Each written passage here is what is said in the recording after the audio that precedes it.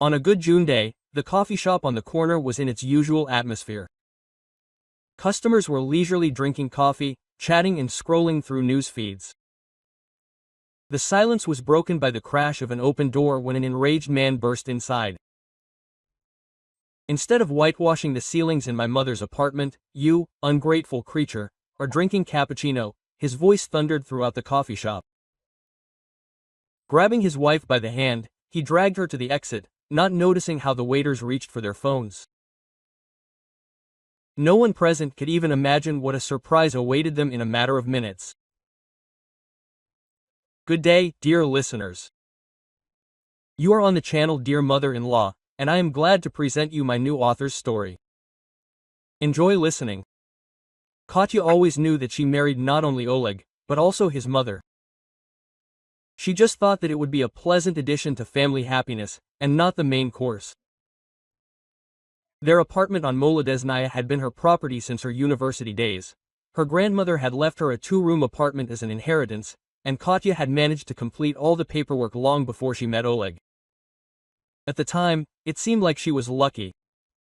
No need to rent a place, save up for a down payment, or take out a mortgage.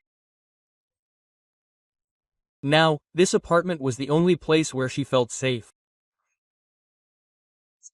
On Monday, Oleg returned from work in high spirits. Katya was just preparing dinner, potatoes with meat, his favorite dish. He came up from behind, hugged her around the waist, and kissed her on the top of her head. "Kitten, I have news for you," he purred. Mom decided to renovate the apartment, whitewash the ceilings, and glue up the wallpaper here and there. "We'll help on Saturday." Katya slowly put the shovel aside and turned around. Oleg stood there with a satisfied smile, clearly expecting enthusiasm. "I have my own plans for Saturday," she said evenly. "What plans?" Oleg frowned slightly. "We weren't going anywhere. I'm going to be alone, read, take a walk, take a break from the week." Quote. "Well, kitten." Oleg tried to hug her again, but she pulled away. "This is important. Mom is alone, it's hard for her. We are a family." "Are you a family?" "For now, I'm just a wife who lives in her own apartment." Oleg winced. The topic of the apartment was a sore point. He still couldn't come to terms with the fact that he formerly lived with his wife, and not vice versa. Not to start talking about the apartment again, he muttered. "It's about helping a loved one." Katya returned to the stove. The potatoes began to burn. "Oleg, I work 5 days a week, I run the household, cook, clean. Saturday is the only day when I can do what I want, and not what others want from me." "Others?" Oleg's voice darkened. "She is my mother, not others. For me, others for now." Quote. Dinner passed in silence. Oleg was demonstratively picking at his potatoes with a fork and sighing. Katya was eating calmly, occasionally glancing at her husband. She knew he wouldn't give in so easily. On Tuesday, he tried a different tactic. "Mom called," he said over breakfast. She asked, "What time will we be arriving on Saturday?" "What did you tell her?" "What should I check with you?" Katya sipped her coffee and looked at her watch. "Let me check, I'm not coming." Katenka. Oleg took her hand. "What kind of childhood is this? Helping a loved one once?" "Once." Katya grinned. "What about the general cleaning for March 8th? And washing the windows for Mom's birthday? And sitting with your niece while your sister went on vacation? It's normal for a family to help each other." "A family helps each other." Katya agreed. "And I only help in one direction." Oleg smiled tensely. "Mom loves you like her own daughter. Daughters are not forced to work as unpaid servants." "You are exaggerating." "I assess the situation adequately." On Thursday, Oleg brought a jar of jam from his mother and handed it over with love and care. Katya thanked him, but did not mention the sut. Oleg was also silent, but she saw how he started typing messages on his phone several times and deleted them. On Thursday, he tried to play the long card. "Mom does so much for us," he began while watching a movie. Remember how she brought us borscht the first month, while you were getting a job? I remember, Katya nodded. I thanked her several times. She is worried that you do not love her. Quote. I do not love her, Katya calmly agreed, but I do not hate her either. I am neutral towards her. Oleg shuddered, as if from a blow. How can one be neutral towards one's mother? It's very simple. She's nobody to me. She's important to you, so I'm polite and patient with her. But that doesn't mean I have to sacrifice my weekends for her whims. These aren't whims, Oleg exploded. She's 70, not 90, she can easily hire workers or ask you, personally. I can't handle it alone. Whether you can handle it or not, you'll hire people. Friday was especially tense. Oleg was gloomier than a storm cloud, taking out his phone every half hour and checking in with his mother with a sufferer's expression.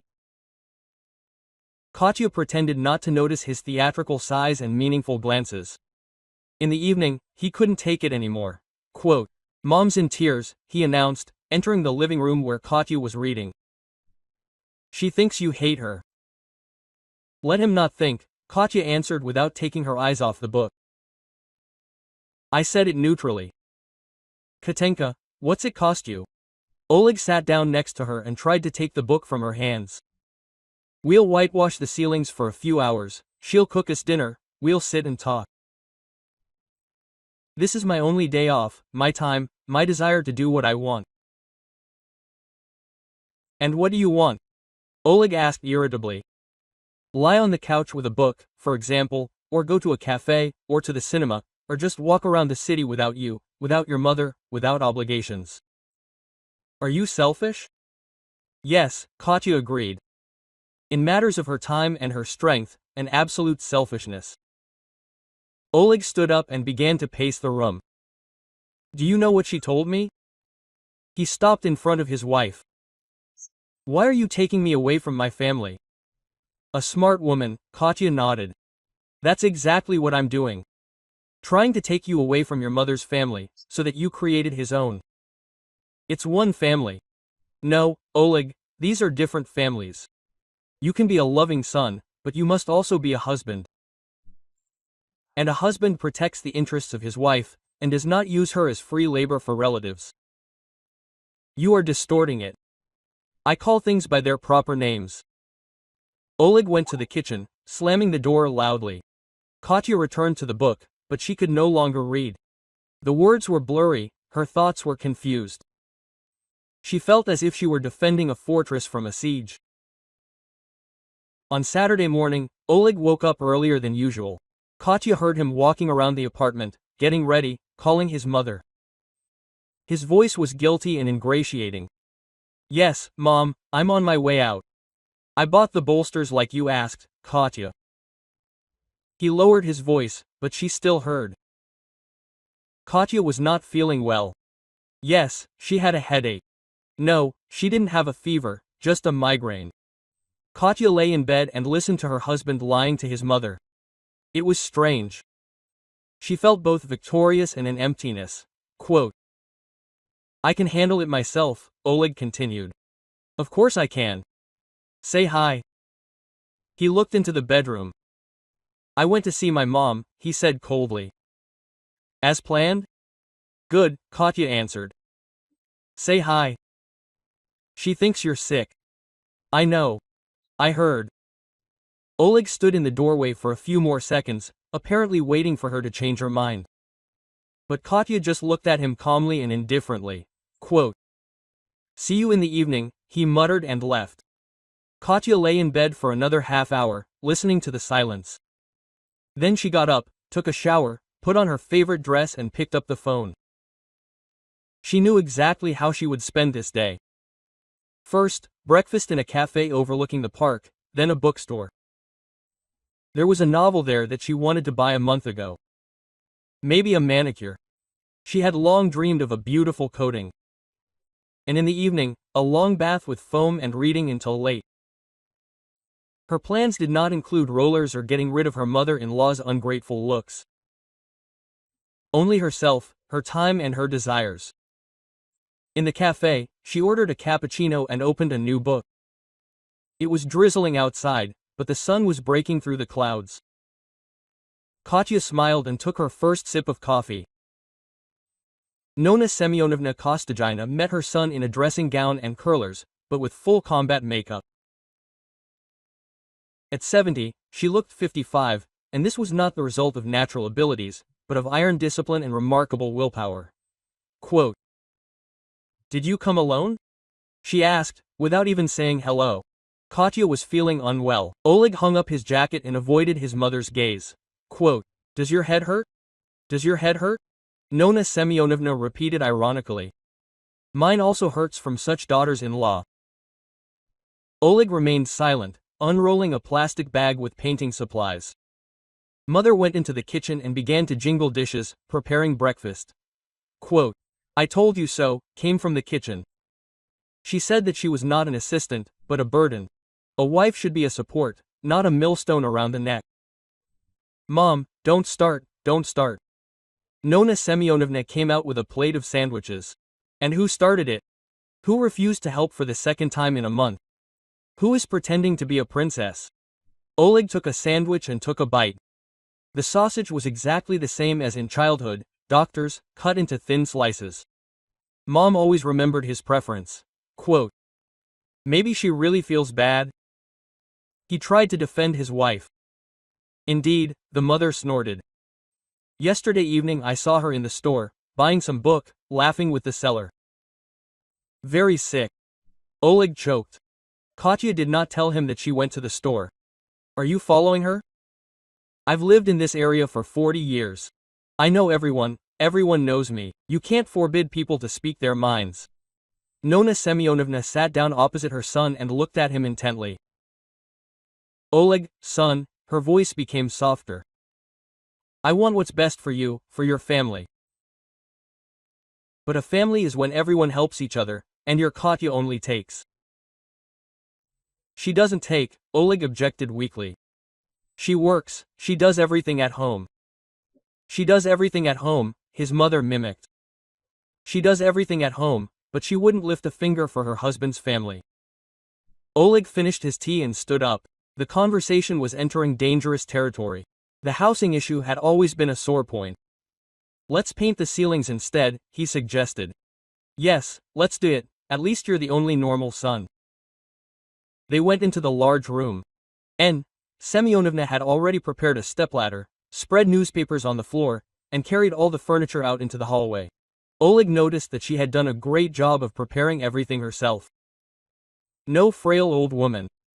"I mixed the whitewash," his mother said. "Start from the window." Oleg climbed up the stepladder, dipped the roller in the bucket, and painted the first strip. The plaster lay evenly, and the work was going well. Lida and Volodya always helped before, Nona Semyonovna sighed, holding the stepladder.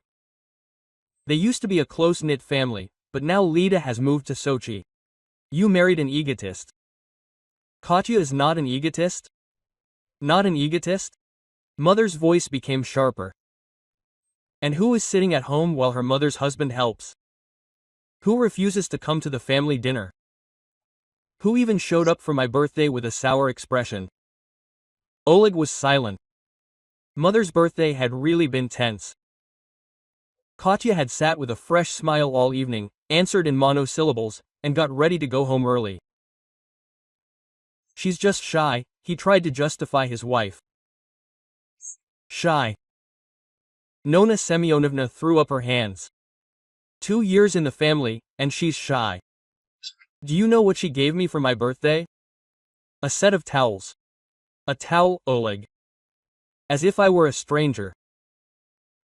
"The towels were good," Oleg weakly objected. "Expensive, expensive," agreed his mother, cold, soulless. "Look at Lida's daughter-in-law, she gave me a photo album with family photos, she made beautiful captions with her own hands, and your towel is from the store." Oleg moved the stepladder and continued whitewashing. His mother was not entirely wrong. Katya really did keep her distance from his family, but he did not know how to change that. Maybe I should invite her next week? He suggested, just like that. Start. Invite her. Nona Semyonovna waved her hand. Will she come? She sits like a statue, nodding along out of politeness. It's no use. They worked in silence for about an hour.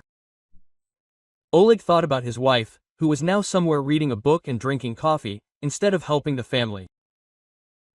Anger rolled in waves. Quote, "You know what annoys me the most?" He suddenly said. "What, son?" Her calm.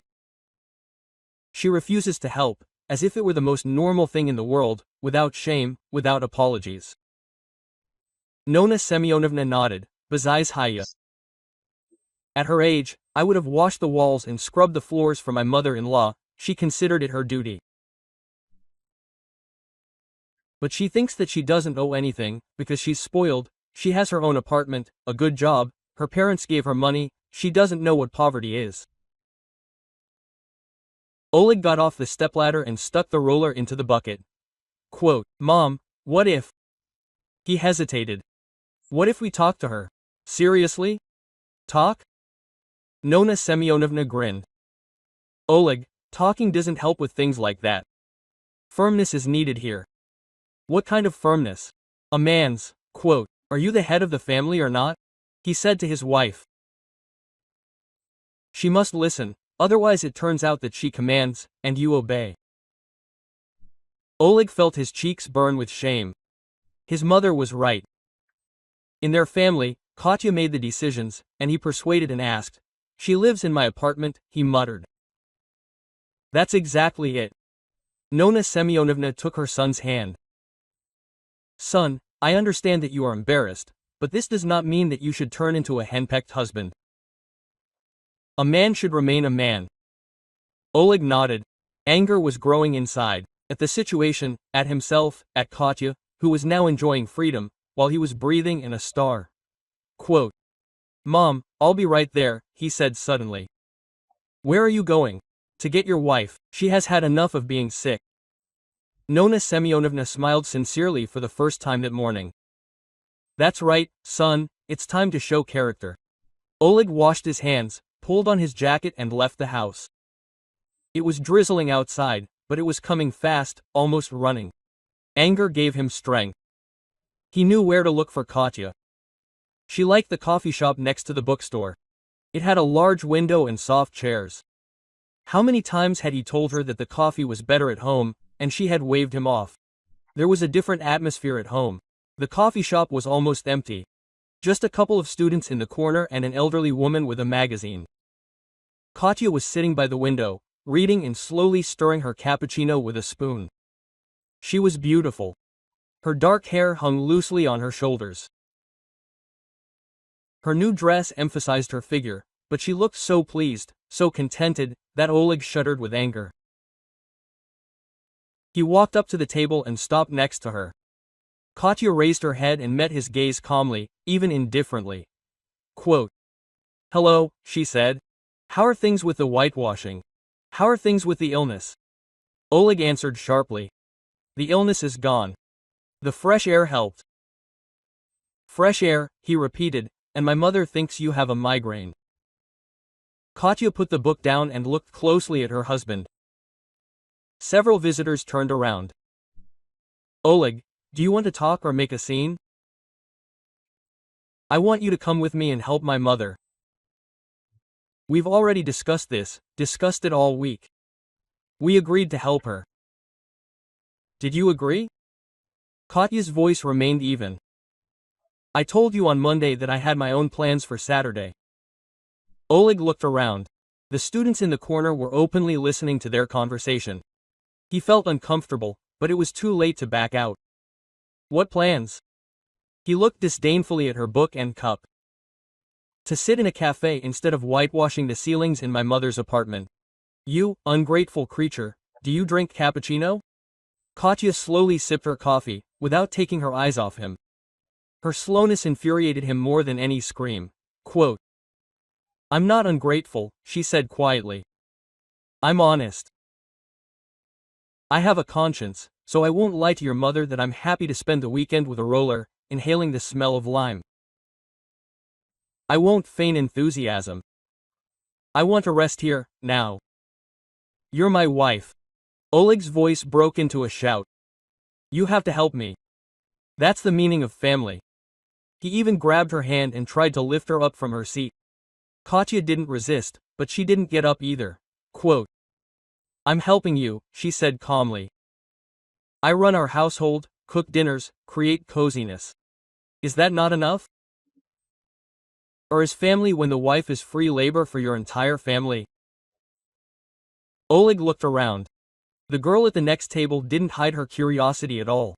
Borista pretended to wipe the counter, but he listened to every word. Quote, speak more quietly, he whispered. Why? Katya stood up and freed her hand. Quote, I'm not saying anything shameful. I didn't marry you to become your mother's slave. Take care of her problems yourself, and I'll live for myself. The last phrase sounded with an icy intonation. Katya demonstratively turned away to the window, picked up a book and pretended to read. Oleg stood there for another minute, feeling humiliated in front of the entire coffee shop.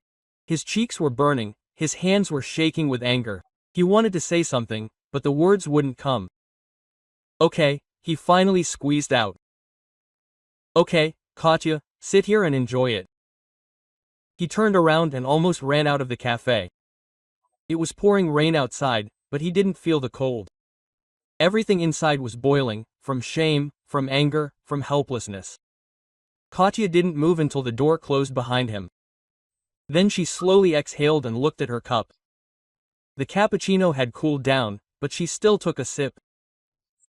Girl, the tablemate said quietly, are you okay? Perfectly fine, Katya replied and smiled. Thank you for your concern. She opened the book to the bookmark and continued reading. Through the window, Oleg could be seen getting on the bus, wet and angry. Katya watched him go without regret. The day was just beginning, but she already knew that this would be her best Saturday in a long time. Oleg returned to the office, wet, disheveled, and even angrier than when he left. Nona Semyonovna assessed his condition with one glance. Didn't go? She asked, although the answer was written all over her son's face. Didn't go, Oleg muttered, pulling off his jacket. He's sitting in a cafe, drinking coffee, reading a book. That's what I thought, his mother nodded. They call him sick. Oleg walked into the room and furiously grabbed the bolster. His anger demanded an outlet, and he began whitewashing the ceiling with such energy as if he were trying to rip it off along with the ceiling. Easy, son, Nona Semyonovna warned. The whitewash is splashing. I don't care about the whitewash, and I care about the wallpaper. Quote.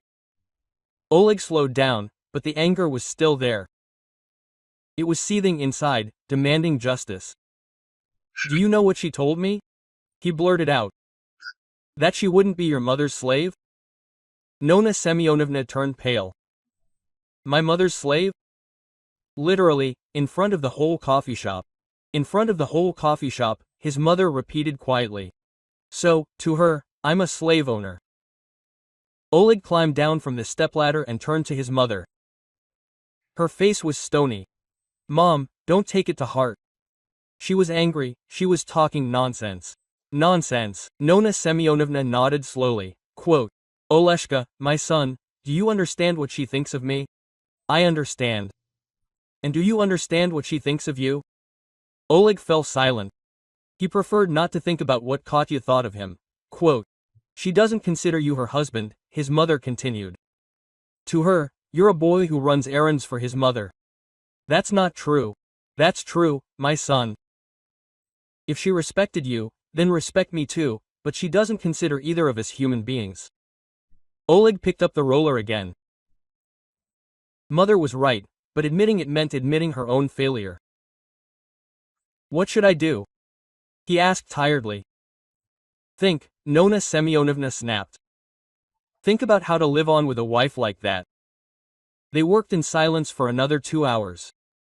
Oleg whitewashed the ceiling, and mother wiped the windowsills and arranged the furniture. The work was going well, but the mood remained gloomy. At this time, Katya leisurely ordered dessert, tiramisu with strawberries. She never allowed herself sweets on weekdays, but today was Saturday, her Saturday. After the cafe, she went to a bookstore and spent a whole hour there, choosing between two novels. She bought both. Today she felt generous to herself. Then the beauty salon. Katya signed up for a manicure without an appointment. She was lucky that a window opened. Quote, "What color are we going to do?" asked the master. "Red," said Katya decisively. "Bright, bold red."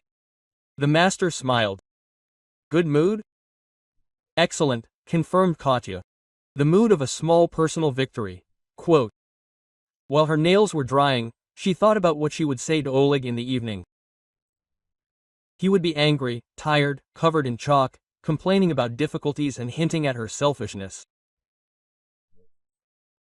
And she would be sitting there beautiful, rested, with red nails and a contented smile. After the manicure, a cosmetics store.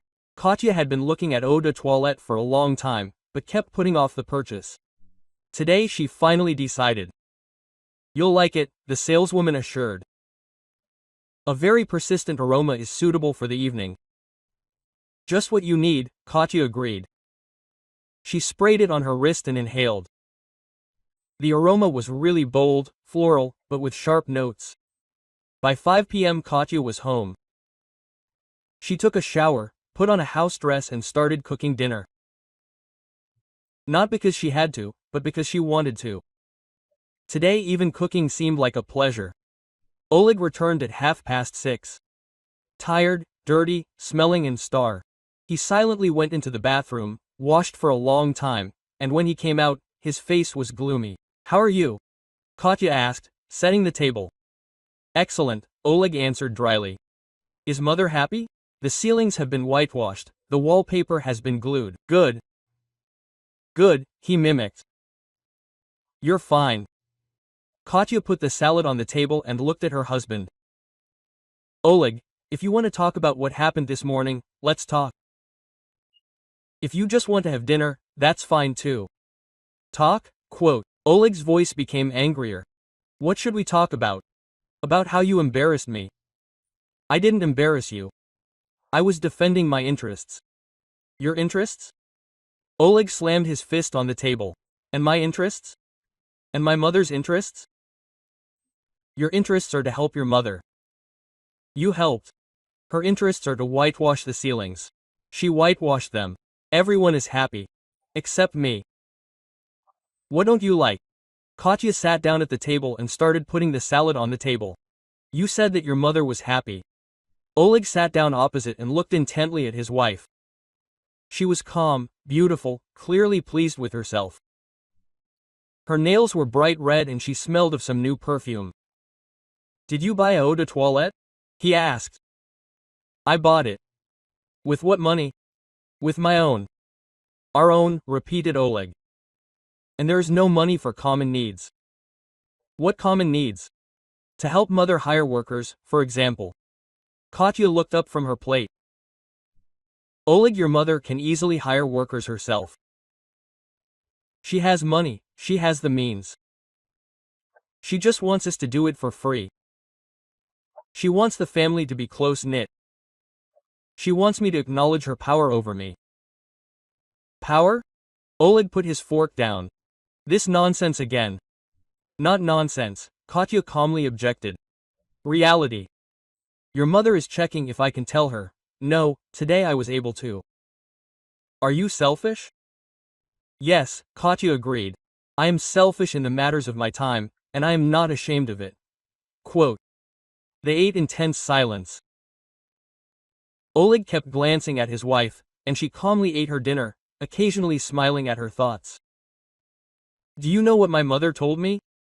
he said finally. "What?" "That you don't respect me." Quote. Katya was silent, thinking about her answer. "I don't respect you," she agreed, "not because of what you think, but because of what Because you can't tell your mother the truth. Because you lie to her about my illness. Because you can't protect your wife from her attacks. I'm protecting you. No, Oleg, you're conveying her demands to me in a softened form. That's not protection, that's cowardice. Oleg turned to idolize him. Cowardice? Cowardice. You're afraid of upsetting your mother and afraid of a conflict with me, so you're lying to both of us. I'm not lying. You're lying to her that I'm sick. You're lying to me that she just wants help. At that moment the phone rang. Oleg glanced at the screen and turned pale. Quote, "Mom," he said, answering the call. His voice instantly changed, becoming guilty, ingratiating. Quote, "Yes, Mom, we're home. Yes, Katya is already feeling better. Yes, I told her what you said." Katya looked at her husband with curiosity. It was interesting to watch a grown man turn into a guilty boy. "Of course, Mom, definitely. Yes, she was just really tired from work. Yes, I understand." The conversation lasted about 5 minutes. Oleg hummed in agreement, apologized and promised to fix something. "Mom says hello," he said, hanging up, and thanked her for understanding. Katya finished her tea and looked at her husband. "Oleg," she said quietly, "I want you to tell her the truth." "What truth? That I wasn't sick? That I refused to go because I didn't want to? That I had my own plans? Why? To do that, you need to be a man, and not a transmission link between her desires and my capabilities." Oleg winced, as if he had been slapped in the face by a transmission link. "Exactly. You don't make decisions. You just pass information back and forth, and try to fool everyone." "I'm not fooling anyone. You're fooling yourself first and foremost." Oleg got up from the table and began pacing the room. Katya cleared the dishes and sat down in an armchair with a book. "I'll call her," he said suddenly. "I'll tell her you weren't sick." "Okay," Katya nodded, without taking her eyes off the page. "I'll tell her you refused to go." "Great. She'll be upset. Let her be upset. It's time for her to get used to the idea that I'm a separate person." Oleg dialed his mother's number, but hung up without waiting for an answer. Then he dialed again and hung up again. "Can't?" Katya asked sympathetically. "I can," Oleg barked. "I'm just thinking about how best to say it." "True, it's better to say it simply, without embellishment." Oleg dialed the number for the 3rd time. This time he waited for an answer. "Mom," he said, "I want to clarify something. Katya wasn't sick that morning. She just didn't want to go. She had her own plans." Katya looked up from her book. It was interesting to hear her mother-in-law's reaction, but she could only hear Oleg. "No, Mom, I wasn't sick. Yes, I lied. No, I don't know why I lied." The voice on the other end became louder. Oleg moved the phone away from his ear. "Mom, calm down. Yes, I'll talk to her. Of course I will." Another minute of persuasion. And Oleg hung up. His face was pale. "Enough?" he asked. "Very," Katya nodded. "The first time in 2 years you told your mother the truth. She's coming here." Quote. "What?" Katya tore herself away from her book. "She's coming. She said she wanted to talk to you in person." "When?" "Right now. She'll be here in half an hour." Katya closed the book and stood up. Something inside her tightened. A premonition of an inevitable conflict. "Okay," she said, "let him come. It's time for us to finally have a frank talk." "Katya." Oleg approached her. "Maybe we shouldn't escalate things?" "Oleg," she looked him in the eyes. "I've been avoiding this conversation for 2 years. It's time to have it." She's very upset. "I'm not thrilled about the upcoming conversation either, but since you've decided to tell the truth, let's see it through to the end." Katya went into the bedroom and changed into a formal dress. If there was a serious conversation ahead, she should look the part. Through the window, she saw a taxi stop in the yard. A familiar figure, Nona Semyonovna, in her best coat, getting out of the car with a handbag in her hand. Have you arrived? Katya said. Oleg nervously straightened his shirt. Behave calmly, he asked. I'll behave honestly, Katya corrected. And it's not always calm. The doorbell rang exactly 1 minute later. Katya took a deep breath and went to open it. She knew that now a conversation would begin that would change everything. Nona Semyonovna entered the apartment with the air of a person who had come for an extremely unpleasant but necessary matter. She had a bag of pies in her hands. A classic move of an experienced manipulator. First show concern, then strike. Quote. Hello, Katya, she said in the tone usually used with children who have misbehaved. How are you? How are you? Hello, Nona Semyonovna, Katya answered evenly. Excellent health. Thank you for your concern. Well, good, good. The mother-in-law went into the living room, looked around with a critical eye, and brought some cabbage pies. Oleg likes them. She put her bag on the table, carefully untied them, and took out a bag of baked goods. Her movements were unhurried, theatrical. Katya understood that this was preparation for an attack. Quote. Sit down, she suggested. Would you like some tea? I'll sit, Nona Semyonovna agreed. I won't refuse some tea. Oleg silently stamped his feet in the doorway, not knowing what to do with himself. Katya went into the kitchen and put the kettle on. Her hands were shaking slightly, but she was ready for this conversation. Quote. Nice apartment, came from the living room. It's cozy, though, it wouldn't hurt to renovate. Quote. We're planning a renovation, Katya answered, placing the cups on a tray. Planning? Repeated the mother-in-law. And when are you planning? Another question. Katya returned with tea. Nona Semyonovna was sitting in a chair, keeping her back straight, her handbag on her knees. Combat readiness was visible in every crease of her face. Well, what? She said when everyone had sat down. Let's talk, Katya agreed. Oleshka told me that you weren't sick today, that you just didn't want to come. That's right. And aren't you ashamed? Katya sipped her tea, collecting her thoughts. No, she answered. Not ashamed. I have the right to manage my time. My time? Nona Semyonovna chuckled. And what about family? And my duty to my elders? What duty? Katya put her cup on the table. Quote. I'm not your daughter. I'm your son's wife. A son's wife is almost a daughter. No, Katya said firmly, she's a son's wife with her own rights and duties. Nona Semyonovna straightened up even more. And what are your duties if not to help an elderly person?